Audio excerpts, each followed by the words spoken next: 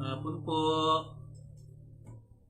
sa lahat po ng nabibigatan, sabi po ng Panginoon sa kanyang salita, particularly sa Matthew chapter 11 verses 28-30, kung di ako nagkakamali. Sabi niya, lumapit tayo sa Diyos or praising at siya magbibigay sa atin ng kapahingahan.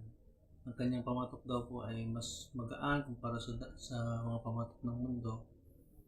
And to lift things up with our faith, nabanggit din ho doon sa 1 Corinthians chapter 10 verse 13, tayo binigyan ng Diyos ng pagsubok na hindi naranasan ng lahat ng tao. Lahat ng tao ay may pagsubok to test our faith.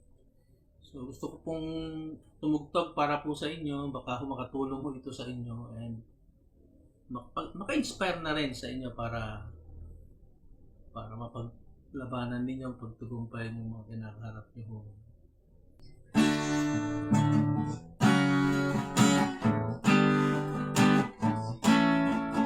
My heart's desire is to bless your holy name. My heart's desire is to lift you up today.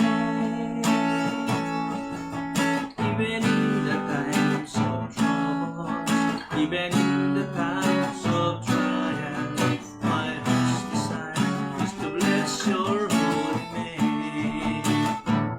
Tagalog. Ang nais ko'y purihin ka, Jesus. Ang nais ko'y purihin kang lubos.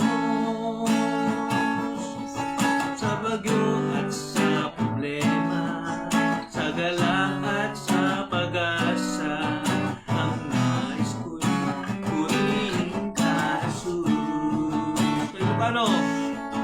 Caridad